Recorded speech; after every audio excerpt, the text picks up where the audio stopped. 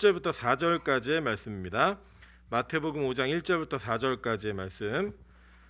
저와 여러분이 한 절씩 교독하고 마지막 절은 합독하도록 하겠습니다. 길지 않은 본문이기 때문에 우리가 힘차게 같이 합독하도록 하겠습니다. 마태복음 5장 1절부터 4절까지 우리 한 절씩 교독하고 마지막 절 합독하도록 하겠습니다. 예수께서 무리를 보시고 산에 올라가 앉으시니 제자들이 나아온지라. 입을 열어 가르쳐 이르시되 심령이 가난한 자는 복이 있나니 천국이 그들의 것이며 애통하는 자는 복이 있나니 그들이 위로를 받을 것이며. 아멘. 네, 지금 이 시간에는 우리 교육자들이 특송을 하고 또 우리 2021년을 맞는 영상을 하나 보고 우리 말씀 듣도록 하겠습니다. 교육자들이 우리 특송으로 하나님께 영광 돌리도록 하겠습니다. 시간을 또 누리셨으면 좋겠습니다. 네, 오늘은 마태복음 5장 1절부터 4절까지의 말씀을 가지고 애통하는 자는 복이 있나니 라는 제목으로 하나님 말씀 증거하도록 하겠습니다. 제가 이 교회에 부임을 하여서 첫 번째 송구영신 예배를 그러니까 올해 초에 이제 드렸습니다. 드렸을 때 본문이 5장 1절부터 12절까지의 내용을 읽고 심령이 가난한 자가 어떤 사람인가라는 제목으로 하나님 말씀을 증거하고 새해 복 많이 받으세요라는 제목으로 이 심령이 가난한 자에 대한 내용들을 서로 나누었습니다. 이 마태복음에 나와 있는 팔복은 우리가 흔히 생각하고 이해하듯이 그냥 새해 복 많이 받으세요라고 하는 덕담이라든지 많은 것들을 누리고 갖게 하는 그런 내용으로 이해되어지는 메시지가 아닙니다. 이 본문에 나와 있는 이 팔복은 하나님께서 이 땅에 오셔서 예수 그리스도가 이 땅에 오셔서 진짜 복이 무엇인가를 설명해 주는 관점에서 구약적인 복의 내용들을 신약의 내용, 즉 복음으로 완전히 바꾸시는 아주 귀하고 복된 장면이 나오고 있는 내용들입니다. 그래서 아마 제가 이곳에서 계속 부임하고 사역하는 동안에 이 마태복음에 나와 있는 5장에 나와 있는 팔복은 매년마다 한 복을 살펴가면서 하나님의 은혜 가운데 우리가 어떻게 하나님의 나라와 하늘로부터 오는 복을 받아 누릴 수 있을 것인가를 매년마다 한 가지씩 살펴보고 실천하면서 하나님의 은혜를 점검하고 또 내년에 주실 하나님의 은혜를 기대하는 그런 시간을 갖도록 하겠습니다.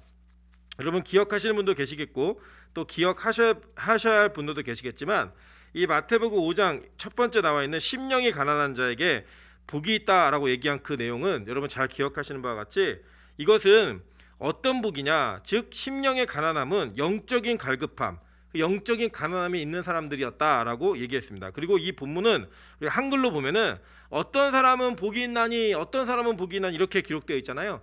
근데 헬라어 원어 성경에는 이 본문의 내용이 마카리오스라고 얘기합니다. 복 있는 자여라고 부르면서 얘기하는 거예요. 복 있는 자여 심령이 가난한 사람이구나. 복 있는 자여 애통하는 사람이구나 라고 얘기한다는 거예요. 그런데 제가 왜 오늘 이 간지 나눠드린 간지에 보시면 그 심령이 가난한 자에 대한 얘기를 하는가, 이것은 이 복이 독립적으로 다 떨어져 있는 것이 아니라 다 연결되어져 있는 내용이기 때문에 앞에 나와 있는 이 심령이 가난한 자가 어떤 사람인가 이 내용들을 조금 더 한번 복습하듯이 살펴보고 2020년에 내가 정말 그렇게 살았는가를 돌아보면서 앞으로 2021년을 어떻게 살아야 할 것인가 이것들을 붙들고 나아가는 그 은혜 가운데 계셨으면 좋겠습니다. 먼저 성경은 이렇게 얘기합니다. 심령이 가난한 자가 누구냐라고 보니까 자기에 대한 존재인식을 명확하게 한 사람, 그 사람은 심령이 가난할 수밖에 없다라고 얘기하고 있다는 거예요.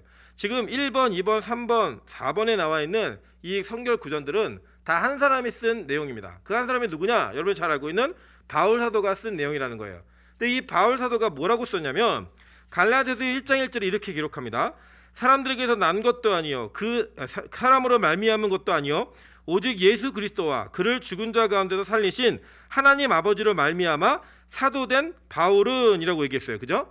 사도된 바울은이라고 얘기했단 말이에요. 그러니까 자기의 정체성을 얘기할 때 자기 존재 인식을 그는 뭐라고 증명하고 있냐면 내가 하나님의 아버지의 은혜로 말미암아 사도가 되었다라고 얘기하면서 자신의 정체성을 이야기했어요.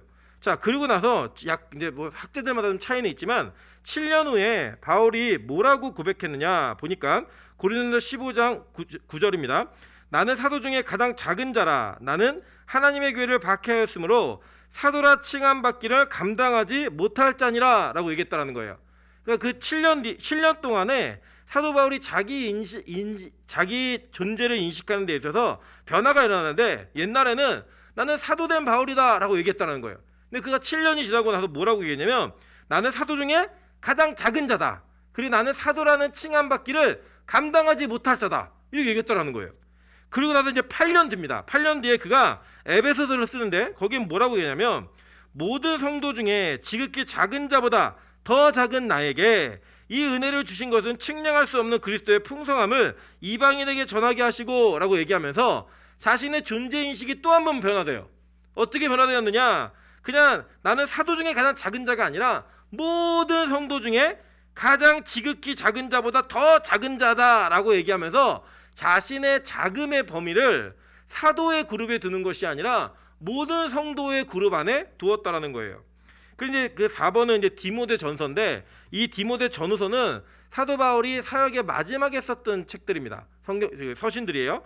그리고 이 디모데 전서에는 자신의 영적 아들인 디모데에게 뭐라고 바울이 고백하고 있느냐 보니까 밑보다 모든 사람이 받을 만한 이 말이여 그리스도 예수께서 죄인을 구원하시려고 세상에 임하셨다 하였도다라고 얘기하면서 뭐라고 얘기하냐면 죄인 중에 내가 괴순이라라고 얘기했던 거예요. 죄인 중에 내가 괴수다. 여러분 실제로 우리가 이 내용들을 쭉 읽어보시면 아시겠지만 이 내용이 뭔가 순서가 바뀐 것 같은 느낌을 받으셔야 됩니다. 우리 예수를 좀 잘 믿고 예수를 처음 믿은 사람은 처음에 뭐라 그러대요?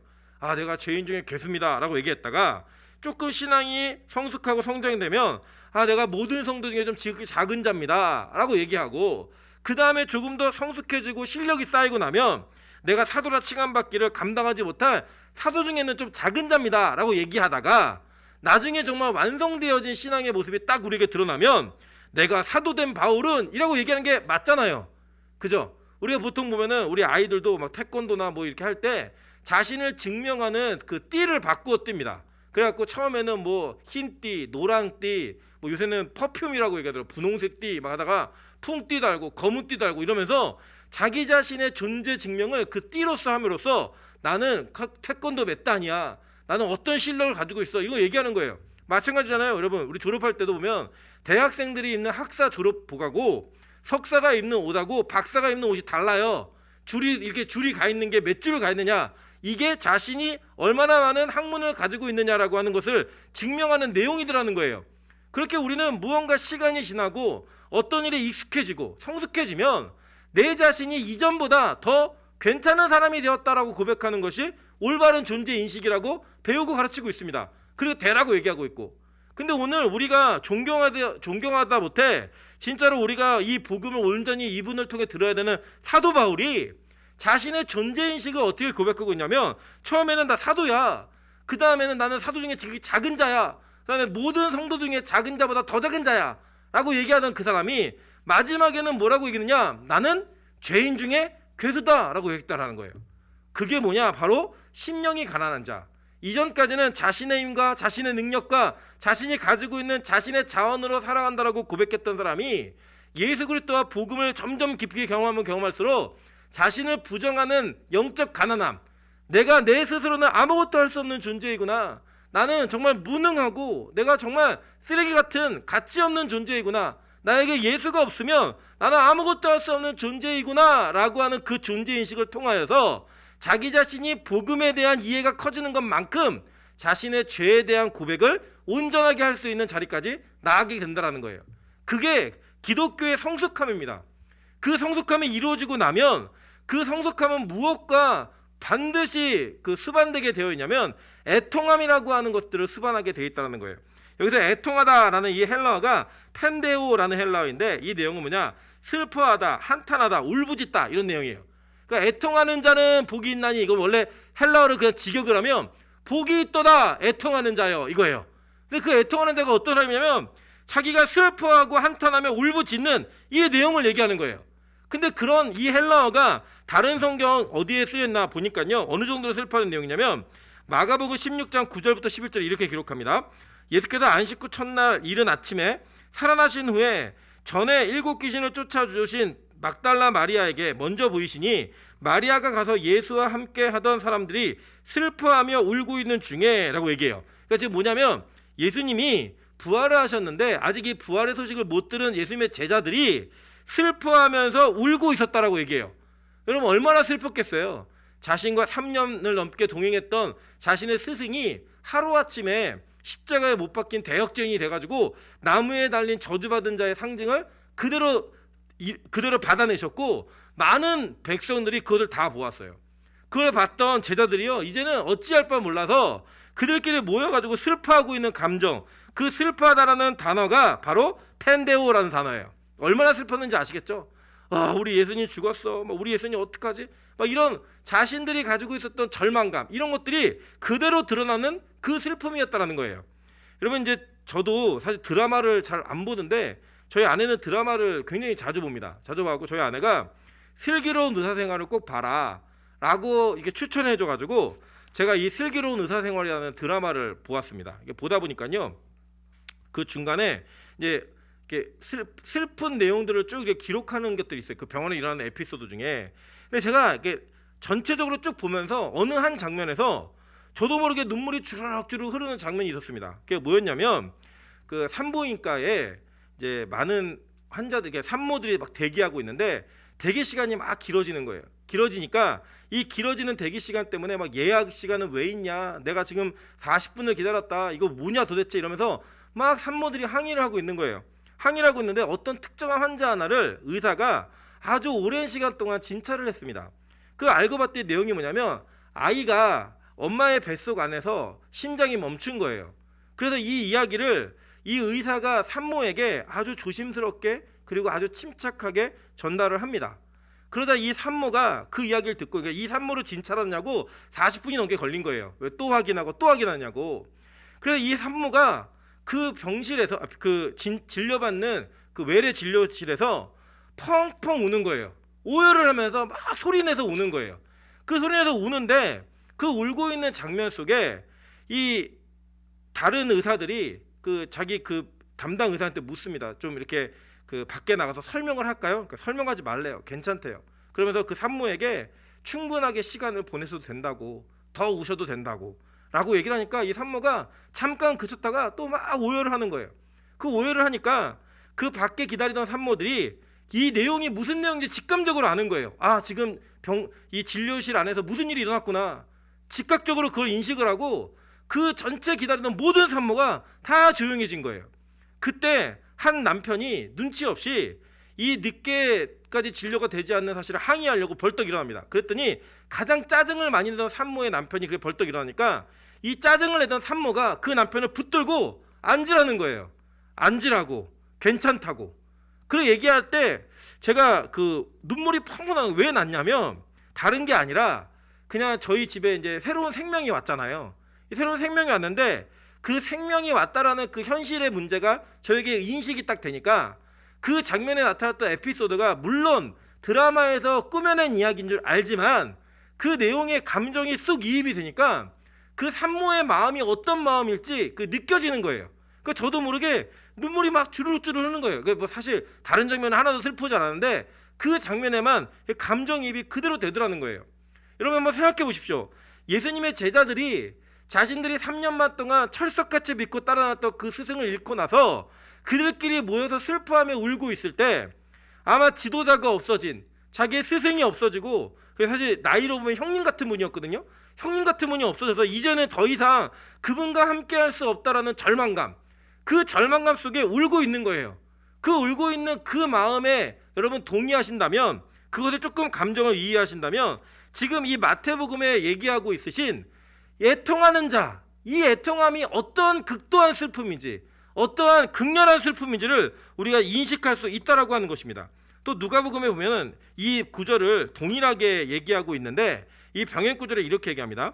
지금 줄인 자는 복이 있나니 너희가 배부름을 얻을 것이요, 지금 우는 자는 복이 있나니 너희가 웃을 것이미요 라고 얘기했어요. 우는 자, 이게 헬라어로는 클라이오라는 단어인데 큰 소리로 울부짖다, 한탄하다, 이런 내용이에요. 그 사람들에게 복이 있다라는 거예요. 지금 그러니까 이 애통함은 뭐 그냥 상징적으로 누군가를 향해서 애통해야 하라, 뭐 이런 도덕 윤리적 차원의 이야기가 아니라 실제적 아픔과 고통과 한탄과 슬픔 속에 어떻게 할 수 없는 비통함이 막 울부짖음으로 나오는 그런 애통함을 얘기하고 있는 거예요. 그래서 이 내용을 보면 또 요한복음 20장 11절에 이렇게 얘기합니다. 마리아는 무덤 밖에 서서 울고 있더니, 이게 클라이오라는 단어예요. 울면서 굽으려 무덤 안을 들여다보니, 그러니까 얼마나 슬펐겠어요 이 사람들이. 이 장면을 보면 아, 이 정도의 슬픔이구나. 누군가 사랑하는 가족 같은, 아니 실제 가족이었던 그 사람이 죽었을 때 느끼는 고통과 아픔, 이것이 바로 그 펜데오라고 하는 그 단어 속에 담겨져 있는 의미라는 거예요. 그렇다면 도대체 이게 말이 안 맞잖아요, 그죠? 애통하는 자여 복이 있다라고 얘기하는 거예요. 애통하는 자는 복이 있나니라고 얘기하는 그것이 복이 있다, 애통하는 자여라고 얘기할 때 우리 이게 안 맞는 거죠, 문법상. 웃는 자여, 내지는 뭐 일이 잘 된 자여, 일이 잘 풀린 자여, 너는 복이 있다. 이게 우리가 익숙한 건데 성경은 그렇게 말하고 있는 게 아니라 애통하고 슬퍼하며 비통하는 자에게 복이 있다라고 얘기하는 거예요. 심지어는 시편 80편 5절에 이렇게 얘기합니다. 주께서 그들에게 눈물의 양식을 먹이시며 많은 눈물을 마시게 하셨나이다. 그러니까 시편에서는 시편 기자에게 하나님께서 눈물의 양식을 먹이시며 많은 눈물을 마시게 하셨다라고 하나님의 주도적인 그 눈물의 흐름과 눈물의 그 상황을 하나님이 우리에게 허락하셨다라고 성경을 얘기하고 있다는 거예요. 실제로 이 애통함은 어떤 애통함이냐, 바로 이런 겁니다, 여러분. 다른 게 아니라 결론적으로 얘기하면 우리의 심령, 즉 우리가 얼마나 죄인된 자인지, 내가 얼마나 가능성 없는 자인지, 내가 얼마나 복음 앞에 그 복음의 수혜를 입은 것이 감격이고 기쁨인 자인지를 아는 심령이 가난한 자에게는 자기 자신의 존재인식이 있을 때마다 이러한 애통함이 나올 수밖에 없다는 거예요. 그 애통함이 수반될 수밖에 없다는 거예요. 그것은 바로 우리의 그 애통함을 통하여서 우리에게는 진정한 위로가 없고 그 진정한 위로는 하늘로부터 온다라는 그 사실을 믿는 자들에게 하늘의 복이 주어지고 그들에게 천국의 소유가 이루어진다라고 하는, 이것은 천국에 대한 메시지인 것입니다. 그래서 여러분, 지난 우리 1년 동안에, 이 2020년 동안에 하나님이 빛과 소금 교회에 가장 큰 변화를 주셨다고 한다면 저는 예배라고 생각합니다. 오늘도 많은 분들이 이제 카톡에다가 감사의 제목들을 이렇게 쭉 올리셨더라고요. 처음에는 잘 안 올라왔는데 상품 준다니까 많이 올리셨더라고요. 제가 그걸 보면서 역시 상품 힘이 크구나. 그래서 제가 2부 순서가 준비되어 있는데 여러분, 2부 순서가 대단합니다. 1등은 제가 알기로는 신세계 상품권 5만 원. 와, 은혜가 되죠, 그죠? 설교보다 더 집중이 되어지는, 기가 벌쩍 뛰는 막 이런 복이 준비되어 있어요. 그런데 제가 이제 그 내용들을 쭉 읽었는데 그 읽는 내용 가운데 많은 분들이 예배에 대한 감격이 회복되어진 거, 예배에 대한 열심이 생긴 거, 예배를 사랑하고 예배를 드리고 싶은 마음이 생겼다는 그 회복에 대한 감사의 것들을 제일 많이 하더라고요. 그게 뭐냐? 심령의 가난함. 그 심령의 가난함이 어떤 가난함인지를 이제 인식이 된 거예요.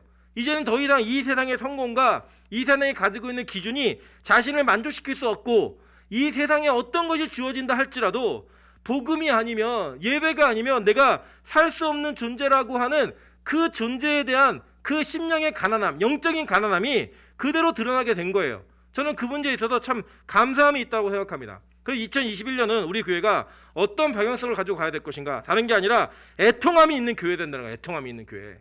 이 애통함이 어떤 애통함이냐? 자신의 존재 인식을 제대로 하면 내가 죄인입니다, 내가 정말 하나님 앞에서 하나님의 은혜 없이는 살 수 없는 존재입니다 라고 인식을 정확히 알게 되면 우리에게는 이 애통함, 이게 반드시 수반되게 되어져 있다고 얘기하는 겁니다. 스가랴서 12장 1절부터 13장 2절까지는 이 애통함이 어떤 애통함인지를 설명하고 있습니다. 제가 볼게요. 내가 다윗의 집과 예루살렘 주민에게 은총과 간구하는 심령을 부어주리니 그들이 그 찌른 바 그를 바라보고 그를 위하여 애통하기를 독자를 위하여 애통하는 듯하며 그를 위하여 통곡하기를 장자를 위하여 통곡하듯 하리로다 라고 얘기했어요. 그죠? 그러니까 지금 이 장면이 어떤 장면이냐면, 스가랴가, 구약의 선지자였던 스가랴가 이후에 예수를 찔러 십자가에 못 박을 그 예언의 말씀을 그대로 해주고 있는 거예요. 근데 어떤 일이 있냐면, 여기 본문을 보면 다윗의 집과 예루살렘 주민에게 은총과 간구하는 심령을 부어주는데, 그 심령의 은혜가 부어지는 자들에게 어떤 일이 벌어지냐면, 그 찌른 바 그를 바라보고, 즉 예수를 바라보고 그들에게 눈물이 터진다는 거예요. 그 눈물이 터지는 게 독자, 하나밖에 없는 아들을 위해서 터지는 것처럼, 장자, 집안에 하나밖에 없는 우리 집안의 대를 이어갈 그 장자의 어떤 문제가 생겨서 통곡이 터지는 것처럼 그 일이 터진다는 거예요. 그래서 어떤 일이 벌어지냐 보면, 그날의 예루살렘에 큰 애통이 있으리니 무기또 골짜기에 하다드리몬에 있는 애통과 같을 것이라. 온 땅 각 족속이 따로 애통하되 다윗의 족속이 따로하고 그들의 아내들이 따로하며, 나단의 족속이 따로하고 그들의 아내들이 따로하며, 레위 족속이 따로하고 그들의 아내들이 따로하며, 시므이 족속이 따로하고 그들의 아내들이 따로하며, 모든 남은 족속도 각기 따로하고 그들의 아내들이 따로하리라. 그날에 죄와 더러움을 씻는 셈이 다윗의 족속과 예루살렘 주민을 위하여 열리리라. 만군의 여호와가 말하노라. 그날에 내가 우상의 이름을 이 땅에서 끊어서 기억도 되지 못하게 할 것이며 거짓 선지자와 더러운 귀신을 이 땅에서 떠나게 할 것이라 라고 얘기해요. 이 장면이 어떤 의미 이해되시죠? 그죠? 자기가 찌른 바, 예수의 찌름을 바라보면서 내가 그런 존재라는, 내가 하지 않아야 될 짓, 그 짓을 한 사람이구나, 내가 그런 죄인이구나라는 걸 인식이 되게 되면 그들에게 하나님의 은총이 임하는데, 간구하는 심령이 부어지는데, 그 부어진 은총과 심령으로 인하여서 애통함이 터진다는 거예요. 그래서 눈물이 터지고 통곡이 터지고 애통하는 것이 터짐으로 말미암아 하나님께서 주시는 은혜가 계속적으로 그에게 나타나서 죄와 더러움을 씻는 셈이 다윗에게 열린다는 거예요. 그 열린 자들이 그곳에 씻음으로 말미암아 더러운 것들이 끊어지고 우상의 이름, 거짓 선지자, 더러운 귀신들을 이 땅에서 다 떠나가게 할 것이다 라고는 예언이 스가랴에게 나타났어요. 그럼 보세요. 구약의 성도에게 또 보도록 하겠습니다. 시편 6편 6절부터 8절에 보면 내가 탄식함으로 피곤하여 밤마다 눈물로 내 침상을 띄우며 내 혀를 적시나이다. 내 눈이 근심으로 말미암아 쇠하며 내 모든 대적으로 말미암아 어두워졌나이다. 악을 행하는 너희는 다 나를 떠나라. 여호와께서 내 울음소리를 들으셨도다 라고 얘기해요. 그 애통함이 막 터져서 어쩔 수 없는 거예요. 왜냐? 이 다윗이 인식한 거예요. 뭐냐? 나는 숨쉬는 게 죄이구나, 나는 호흡하는 게 죄고 존재 자체가 죄구나 라는 걸 인식을 하니까 자신으로부터 격발되어지는 모든 죄악의 문제로 말미암아 그 탄식으로 인해 밤마다 눈물이 터져서 침상이 내 혀를 눈물이 다 적셨다는 거예요. 그 적신 눈물이 터지면서 말하는 겁니다. 악을 행하는 너희는 다 나를 떠나라. 여호와께서 내 울음소리를 들으셨도다 라고 얘기하는 거예요. 즉 뭐냐, 이 울음으로 말미암아 하나님이 나를 들으시고 나에게 긍휼과 은총을 베푸실 것이다 라고 하는 그 확신을 통하여 지금 이 다윗은 자신의 애통함이 심령의 가난함과 연결되어 있음을 고백하고 그 가난함으로 인하여서 자신에게 천국의 소유가 이루어진다는 걸 이미 구약에서 고백하고 있는 거예요. 즉 이러한 눈물과 애통함이 터져야 된다는 겁니다. 우리 13번 한번 보실게요. 13번 시편 119편 135절부터 136절입니다. 주의 얼굴을 주의 종에게 비추시고 주의 율례로 나를 가르치소서. 그들이 주의 법을 지키지 아니하므로 내 눈물이 시냇물같이 흐르나이다 라고 얘기하는 거예요.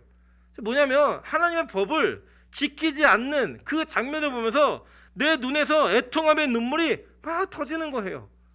공동체의 죄악과 그 내가 소속되어 있는 그 공동체에 하나님의 법을 지키지 않는 그 내용들을 보면서 눈물이 터져서 주체할 수 없는 그 장면이 나오더라는 거예요. 여러분, 이것이 신약에서 어떻게 고백되어지는지 우리 그 내용을 좀 보도록 하겠습니다. 누가복음 7장 36절부터 50절까지의 말씀입니다. 한 바리새인이 예수께 자기와 함께 잡수시기를 청하니 이에 바리새인의 집에 들어가 앉으셨을 때에 그 동네에 죄를 지은 한 여자가 있어 예수께서 바리새인의 집에 앉아 계심을 알고 향유 담은 옥합을 가지고 와서 예수의 뒤로 그 발 곁에 서서 울며 눈물로 그 발을 적시고 자기 머리털로 닦고 그 발에 입 맞추고 향유를 부으니 예수를 청한 바리새인이 그것을 보고 마음에 이르되 이 사람이 만일 선지자라면 자기를 만지는 이 여자가 누구며 어떠한 자 곧 죄인인 줄을 알았으리라 하거늘 이라고 얘기해요. 자, 이 장면 어떤 내면 이런 겁니다. 이 바리새인이요, 이름이 시몬이에요. 시몬이라는 바리새인이 예수님께 요청을 합니다. 우리 집 가서 식사 좀 같이 하시죠. 왜냐, 그 당시에 뭐 지금의 우리가 뭐 한번 밥 한 번 먹자 이런 개념이 아니라 그 사람을 자신의 공동체, 즉 자신의 가족으로 식사를 초청한다는 것은 한 가족이라는 표현과 함께 그게 존경심과 그를 존중하는 모든 것들을 다 드러내는 그 내용이었어요. 그래서 지금도 정통 유대인들은요, 이렇게 보면은 키파 쓰고 이렇게 정통 유대인들 랍비들이 있거든요. 그 랍비들은 아무나 자기네 집에서 밥 먹지 못하게 합니다. 특히 우리 같은 외국인이나 이방인들, 그들이 생각할 때 이방인들은 절대로 한 식탁에서 밥을 먹을 수가 없어요.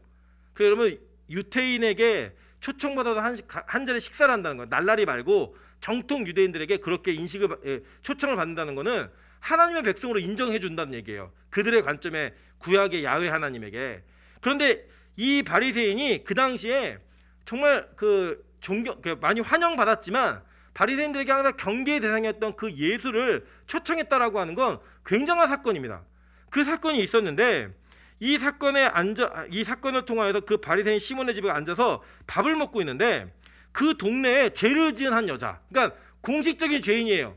누구나 다 아는 동네에서 야, 저 쓰레기, 저 인간도 아니야, 저건 죄인이야 라고 얘기하는 공식적인 죄인이 있어요. 그가 뭐 전력이 어땠는지 정확히 모르지만, 그가 뭐 창기였든지 뭐 어떤 일을 했든지 잘 모르지만 어쨌든 확실한 건 모든 동네 사람들이 인식하는 죄인인 거예요. 확실한 그 죄인이 예수께 나와서 울면서 눈물로 그 발을 적시고 자기의 머리털로 닦는 거예요. 그리고 그 발에 입 맞추고 향유를 갖다 붓는 그 장면을 보면서 지금 바리새인 시몬이 뭐라고 얘기냐면, 이상하다, 내가 알기로 이 사람이 선지자로 알고 있는데 만약에 그가 진짜 선지자라면 지금 자신에게 손을 대고 있는 여자가 죄인이라는 거를 분명히 알았을 텐데 왜 저걸 허용하고 있지? 이거예요. 이게 뭐냐면요, 구약적 개념에서는 어떤 개념이 강하냐면 부정한 자가 정한 자에게 손을 대면 이 부정함이 정한 자에게 옮겨진다라고 생각을 했어요. 이 부정한 자와 접촉하지 않는 것을 그들은 성결이라고 생각을 했고, 그 접촉하지 않는 것을 그들은 신앙이라고 생각을 했습니다. 그래서 그들은 이방인들과도 함께하지 않았고 죽음이나 어떤 저주, 심판 이런 것들과 함께하지 않기 위해 그 사마리아도 돌아서 가는 그런 길의 경로를 너무나 먼 길로 돌아서 갈 수밖에 없는 그런 선택을 하는 인간들이었어요. 그런 인간들이 지금 죄인이었던, 공식적 죄인이었던 한 여자가 예수의 발에 손을 대는 것을 보면서 그 예수까지도 의심하는 거예요. 저거 정말 선지자 맞아? 정말 선지자면 저러면 안 되는데? 라고 얘기하는 거예요. 그래서 예수께서 이것을 마음에 이르는 걸 아시고 이렇게 얘기하세요.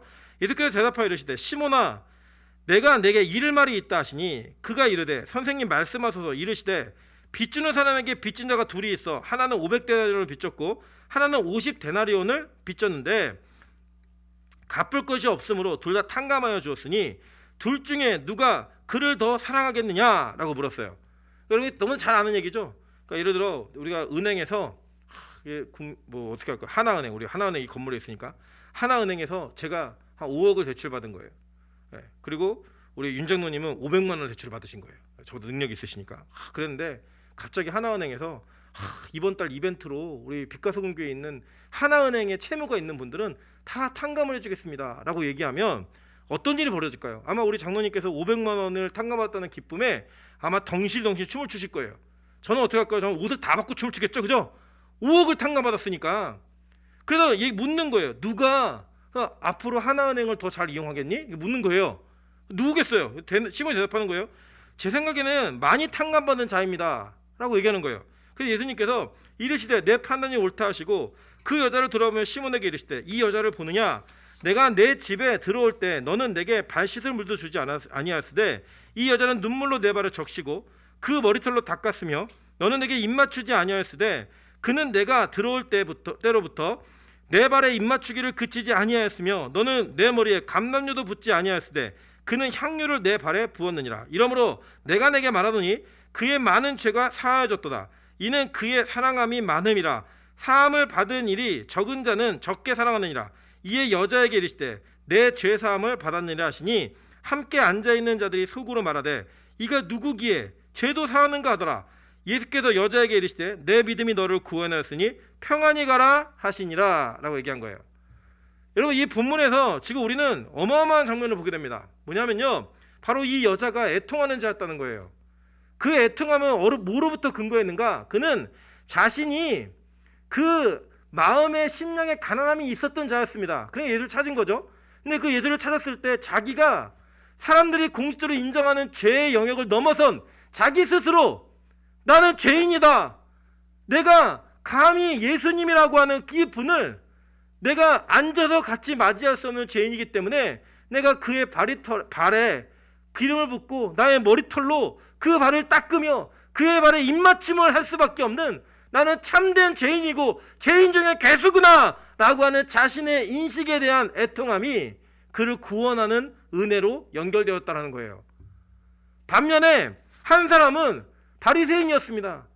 하나님의 의와 법을 잘 지키고 있다고 자신하는 그 바리새인이 죄인을 보면서 저거 쓰레기인데, 저거 죄인인데, 저 인간이 손을 대고 있는데, 저 인간이 교회에 왔는데 왜 우리 교회는 저 인간을 가만히 두지? 왜 우리 교회는 저 인간을 그대로 받아주지? 이렇게 정죄하고 있는 시몬에게 물으시는 거예요. 누가 더 나를 사랑하는 자일까? 그러면서 얘기하는 거예요. 너는 나한테 아무것도 안 했지? 너는 나한테 그런 감격이 없었지? 감동이 없었지? 근데 저 여자에게는 있어. 그래서 저 여자의 죄가 사함을 받았고 저에게는 구원받을 믿음이 있는 거야. 그래, 이제 사해졌다. 너 구원받았다. 라고 선언해 버리시는 거예요. 여러분, 이것이 바로 애통하는 자가 얻는 복이라는 거예요. 여러분, 누가 구원받았겠습니까? 이 장면 속에는 분명합니다. 하나님의 예수 그리스도의 구원의 은혜와 은총은 바리새인, 자신의 삶을 정결하게 구별되어 살았고 자기 자신이 가지고 있는 의와 도덕과 윤리의 기준으로 흠이 없었던 자가 구원받는 것이 아니라 자기의 존재가 죄인임을 깨닫고 그것을 고백하며 애통하며 눈물이 있었던 자에게 그 은혜가 임했다는 거예요. 그 감격이 임했다는 거예요. 그 진짜 복이 그에게 주어졌다는 거예요. 보세요. 누가복음 18장 9절부터 14절입니다. 또 자기를 의롭다고 믿고 다른 사람을 멸시하는 자들에게 이 비유를 말씀하시되 두 사람이 기도하러 성전에 올라가니 하나는 바리새인이요 하나는 세리라. 바리새인은 서서 따로 기도하며 이르되 하나님이여 나는 다른 사람들 곧 토색, 불의, 간음하는 자들과 같지 아니하고 이 세리와도 같지 아니함을 감사하나이다. 나는 일에 2번씩 금식하고 또 소득에 11조를 드리나이다 하고 세리는 멀리 서서 감히 눈을 들어 하늘을 쳐다보지 못하고 다만 가슴을 치며 이르되 하나님이여 불쌍히 여기소서 나는 죄인으로서이다 하였느니라. 내가 너에게 이르노니 이에 저 바리새인이 아니고 이 사람이 의롭다 하심을 받고 그의 집으로 내려갔느니라. 무릇 자기를 높이는 자는 낮아지고 자기를 낮추는 자는 높아지리라 하시니라 라고 얘기합니다.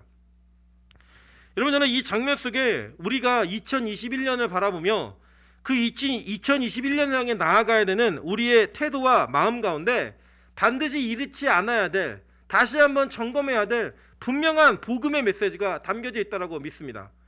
많은 사람들이 이 산상수훈을 예수님이 이 땅에서 예수를 믿는 자들이 어떻게 살아야 되는가에 대한 삶의 윤리로서 말씀하셨다고 얘기합니다. 근데 저는 동의하지 않아요. 제가 읽어보니까요, 그리고 많은 것들을 보니까요 달라요. 여러분 아십니까? 간디라고 하는 인도의 잘 알고 있는 우리 지도자가, 민족적 지도자가 이 산상수훈을 가장 많이 읽었고요, 이 죽기 직전까지 이 산상수훈을 읽었다라고 합니다. 그리고 불교의 법화경이나 뭐 도덕경 이런 책들을 보면요, 이 산상수훈과 같은 내용과 이야기들이 많이 기록되어 있는 것들을 보게 됩니다. 만약에 그들이 타 종교에서 비슷한 내용들을 읽으며 윤리적 도덕적으로 그것을 지켜야 되는 그것을 이행하는 것이 만약에 복음의 내용이라면 굳이 우리가 이 마태복음 5장을 우리 예수님의 메시지가 얼마나 가치 있는지에 대한 관점으로 볼 필요가 없다라고 하는 거예요.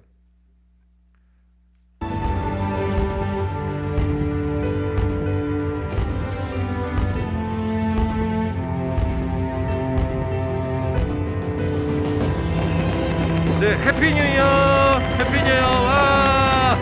네, 드디어 2021년이 왔습니다. 네, 다행히 문장이 끊어지지 않고 네, 중간에 잘 들어갔습니다. 네, 자, 이제 끊어지죠. 네, 이제 새해를 맞았습니다.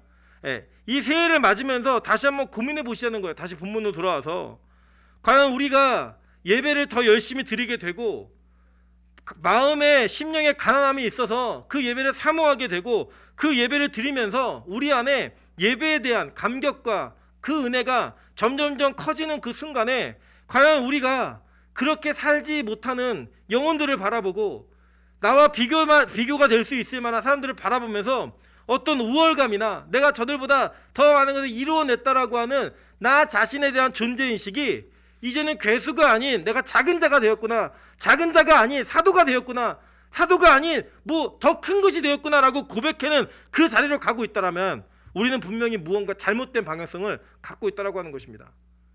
우리의 마음의 애통함, 그 애통함은 우리가 여전히 세리처럼 멀리 서서 감히 눈으로 하늘을 쳐다보지 못하고 가슴을 치며 하나님, 내가 죄인입니다, 나를 불쌍히 여겨주소서 라고 하는 그 애통함이 우리의 인생에 끊어지지 않아야 된다는 거예요. 오히려 더 깊어지고 오히려 더 그 고백이 더 잘 정리되어지고 깊어진 모습, 강력한 모습으로 우리의 삶 가운데 격발되어야 되는 것입니다. 바울이 그랬던 것처럼. 여러분, 바울이요 얼마나 복음에 성령에 붙들린 사람이었습니까? 그 인생에 적어도 그렇게 열심히 청년 때부터 예수를 만난 그 시점부터 복음을 위해 열심히 달려왔다라고 한다면 그 마지막 달려온 인생의 끝에 적어도 내가 복음이라는 영역 속에 이만한 것들을 이루었다라고 하는 자기 자랑을 할 법하잖아요. 그런데 그가 마지막에 자기의 영적 아들인 디모데에게 뭐라고 고백하고 있었습니까? 내가 죄인 중에 괴수다라고 하는 그 애통함이 그의 인생 전반에 다 드러나는 거예요. 복음에 가까워지면 가까워질수록 예수 그리스도의 실체를 더 알게 되면 알게 될수록 내가 죄인이라고 하는 그 고백을 통해 내가 하고 있는 일들과 내가 섬기고 있는 것들과 모든 것들이 내가 감히 할 수 없는 일이었는데 이것을 하게 만드신 그 하나님께 감사하는 마음으로 나오게 될 수밖에 없는 그 모습이 바울에게 드러났던 것처럼 저는 지금 오늘 이 교회를 섬기고 있는 저와 여러분에게 동일하게 드러나야 된다고 생각합니다. 그것이 바로 올바른 복을 받는 올바른 길이고 그 길이 바로 좁은 문 좁은 길임을 깨달아야 된다는 거예요. 예배를 많이 드렸기 때문에 이젠 더 이상 드리지 않아도 된다가 아니라 정말로 하나님 앞에 온전한 마음을 가지고 내가 어떤 존재인지에 대한 인식을 정확히 함으로 말미암아 하나님, 내가 쓰레기입니다. 내가 죄인입니다. 당신의 도움이 없이는 1분 1초도 살 수 없는 존재입니다라는 그 고백을 통해 내가 얼마나 죄인지를 고백하는 그 고백의 자리가 2021년에 있기를 주님의 이름으로 축원합니다. 여러분, 이것이 마치 그냥 신앙의 겸손함 이 정도의 문제라면 제가 굳이 강요하지 않겠습니다. 근데 성경은 이 문제를 어마어마하게 심각한 문제로 다루고 있는 것을 보게 됩니다. 에스겔 9장 1절부터 6절입니다. 또 그가 큰 소리로 내 귀에 외쳐 이르시되 이 성읍을 관할하는 자들이 각기 죽이는 무기를 손에 들고 나오게 하라 하시더라. 내가 보니 6사람이 북향한 윗문 길로부터 오는데 각 사람의 손에 죽이는 무기를 잡았고 그 중에 한 사람은 가는 베옷을 입고 허리에 서기관의 먹 그릇을 찼더라. 그들이 들어와서 놋 제단 곁에 서더라. 그룹에 머물러 있던 이스라엘 하나님의 영광이 성전 문지방에 이르더니 여호와께서 그 가는 베옷을 입고 서기관의 먹 그릇을 찬 사람을 불러 여호와께서 이르시되 너는 예루살렘 성읍 중에 순행하여 그 가운데 행하는 모든 가증한 일로 말미암아 탄식하며 우는 자의 이마에 표를 그리라 라고 얘기했어요. 이게 어린 양의 표를 받은 자들이에요. 요한계시록에 뭐 666 뭐 베레칩 이런 게 아니고요. 어린 양의 표를 받은 사람들 그 이마에 표를 더 그리래요. 그 다음에 뒤에 보세요. 하시고 그들에 대하여 내게 이르시되 너희는 그를 따라 성읍 중에 다니며 불쌍히 여기지 말며 긍휼을 베풀지 말고 쳐서 늙은 자와 젊은 자와 처녀와 어린이와 여자를 다 죽이되 이마에 표 있는 자에게는 가까이 하지 말라. 내 성소에서 시작할지니라 하심에 그들이 성전 앞에 있는 늙은 자들로부터 시작하더라.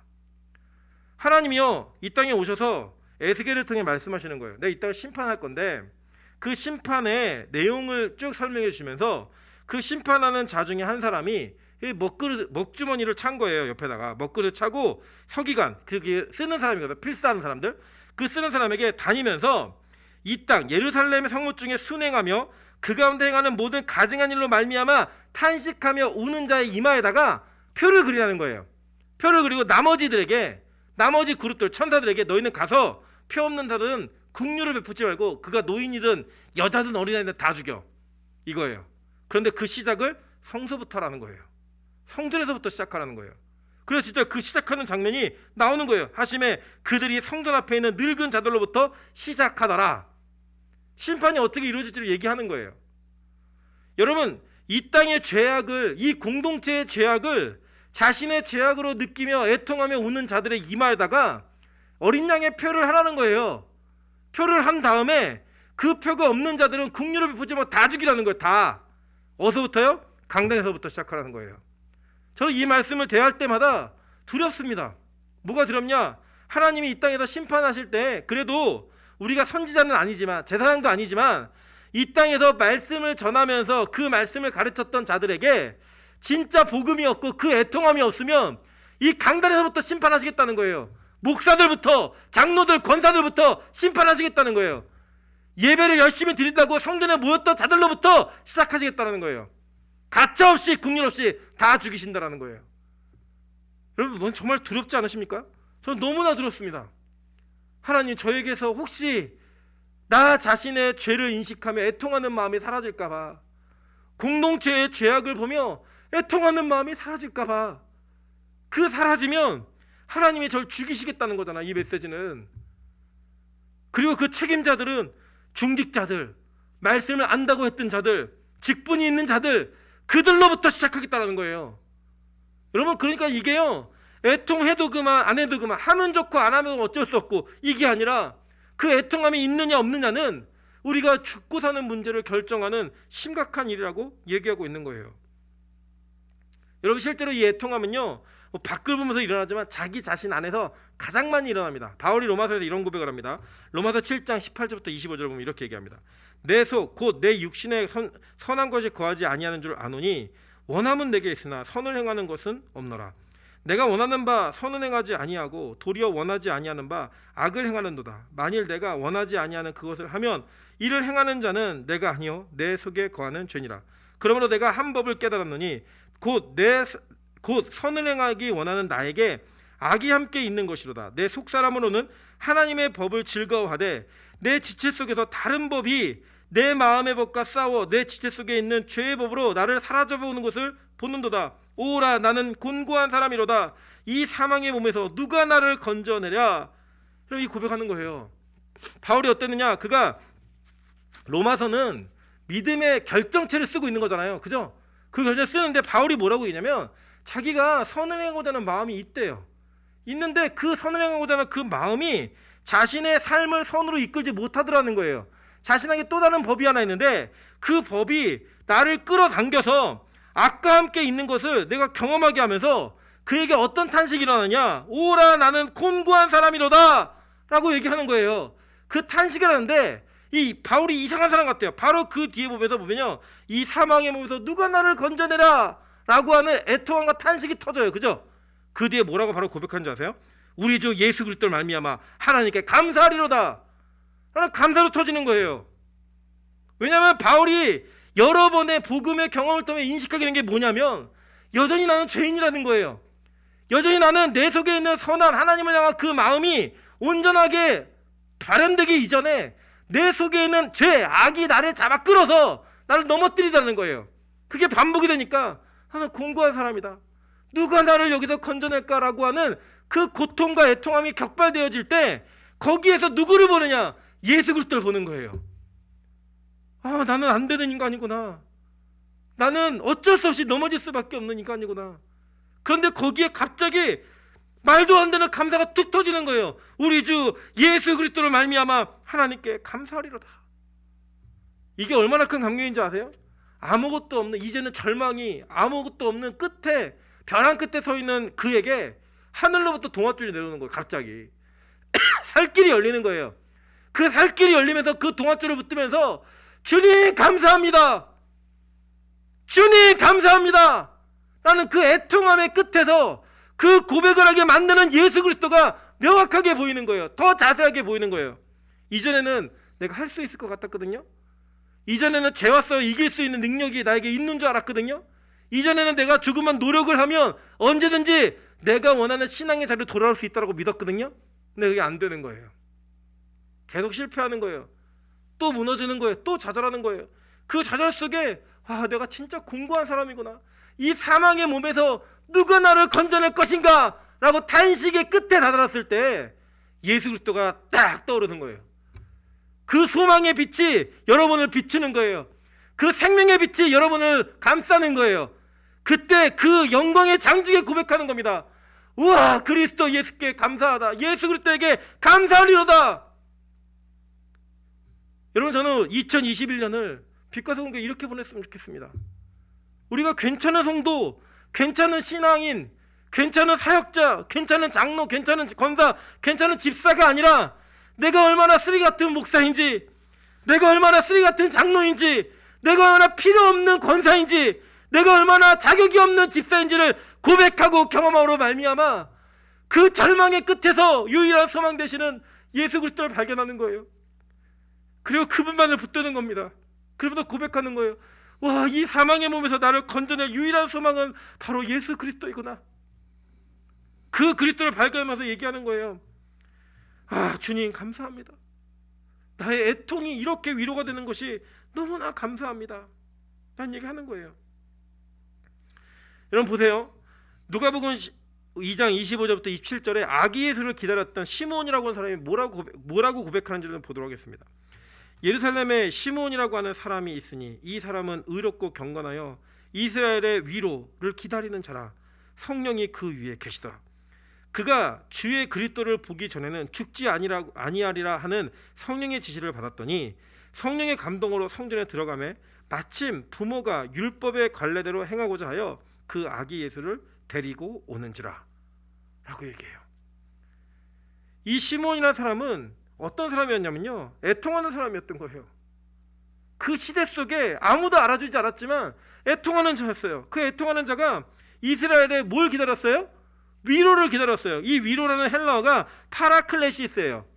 여러분, 성령, 보혜사라고 하는 그 단어는 파라클레토스예요. 무슨 말인지 이해되시죠? 그 위로와 위로자, 그 성령께서 우리 안에 계심으로 말미암아 그 애통이 위로받기 시작하는 거예요. 여러분, 이 세상에서는요, 여러분의 위로를, 여러분이 슬픈 일들과 애통하는 일이 있을 때 사람의 위로는요 금방 지나갑니다. 심지어는 그게 연인 관계든 뭐든 간에 여러분의 그 애통함을 온전하게 위로해줄 수 있는 이 땅에 존재하는 아무도 없어요. 아무도 없어요. 어제도 저희 아내가 좀 입덧이 심해가지고 몸이 좀 많이 아파서 제가 들어갔는데 이게 허리를 만져달라는 거예요. 등허리를. 너무 허리가 아프니까 이게 만지는데, 이제 만지면서도 이제 아내를 위한 마음과 또 아이를 위한 마음으로 열심히 만지는데 힘이 들까요, 안 들까요? 들어요. 안 들지 않더라고요. 힘이 들어요. 그냥 노력을 하는 거예요, 열심히. 근데 그게 온전한 기쁨으로만 되지 않고 힘들다라는 느낌이 저에게 있어요. 이겨내는 거예요. 다만 그거를 그 상황 속에서 인간은 다 그런 존재입니다. 연인 때 얼마나 사랑했든 얼마나 뭐 좋아했든 다 시간이 지나면 다 힘들게 돼 있어요. 서로 섬기는 일이. 그러니까 싸우기도 하고 그것들 요구하기도 하고 별의별들이 다 일어나는 거죠. 그런데 진정한 위로자 되시는 성령님께서 그 위로를 우리에게 위로를 오신 거예요. 우리에게 그 애통함을, 나의 끊어지지 않는 죄 앞에서 무너지고 있는 내가 얼마나 죄인인가를 고백하는 그 고백되어진 자리에서 진정한 위로자이신 성령께서 거하시는 거예요. 예수께서 이 시대에 오셨던 것처럼 그가 올라가시면서 다른 보혜사를, 다른 예수를 우리에게 보내신 거예요. 보혜사를. 그 성령이 우리 안에 내주하심으로 말미암아 진정한 위로가 일어나는 거예요. 누구에게요? 애통하는 자에게. 자기 자신의 죄 때문에 견딜 수 없는 몸부림과 치열한 전투와 극렬한 비통함과 슬픔 한탄이 터지고 있는 그들에게 성령께서 오셔서 위로하는 거예요. 너 안 돼. 나도 알아. 그런데 이제부터 내가 하는 거야. 너 안 되는 줄 알고 있어. 이제부터 내가 하는 거야. 그 성령께서 우리 안에 내주하시는 거예요. 그래서 여러분과 저를 도와주시고 계신 거예요. 사도행전 9장 31절에 이렇게 얘기합니다. 그러므로 그리하여 온 유대와 갈릴리와 사마리아 교회가 평안하여 든든히 서가고 주를 경외함과 성령의 위로로 진행하여 수가 더 많아지니라. 여러분, 교회가 이런 곳입니다. 교회가 정말 큰 위로는요, 뭐 우리 성도들끼리 위로할 수 있죠. 어려운 일이 있고 슬픈 일이 있으면 서로 위로해주고 도와주고 할 수 있죠. 그런데 그 위로가 온전한 위로가 아니라고 성경은 얘기하는 거예요. 진짜 위로는, 진짜 진정한 위로는 그 하늘로부터 오시는 성령으로 말미암아 애통하는 자들을 위로하시는 은혜가 임하면 그 교회가 위로받는 자들로 말미암아 점점 많아지는 그런 은혜가 임하게 된다는 거예요. 제가 오늘도 어떤 교육자와 오랫동안 통화를 나누었습니다. 그 교육자가 얘기하는 게 그거예요. 담임 목사님이 너무나 이제 은퇴를 앞두고 모든 것을 안정형으로만 하시니까 자꾸 이벤트하고 이렇게 하는 거 보면 마음이 너무 아프고 힘들대요. 그분의 평생의 절반, 그러니까 평생의 인생의 절반 이상을 그 목사님을 모셨고 섬겼거든요. 그런 얘기 하면서 목사님이 좀 변하셨으면 좋겠다고. 그러면서 우리 교회는 어떻게 하냐고. 그래서 저희 교회는 지금 설교하고 선거 공부에는 아무것도 못하고 있고 앞으로 환경이 바뀌어서 그것만 할 겁니다. 그랬더니 제발 좀 그렇게 하라고. 제발 좀 그렇게 해달라고. 그게 필요하다고. 진짜 위로가 필요하다고. 그 얘기를 하시는 거예요.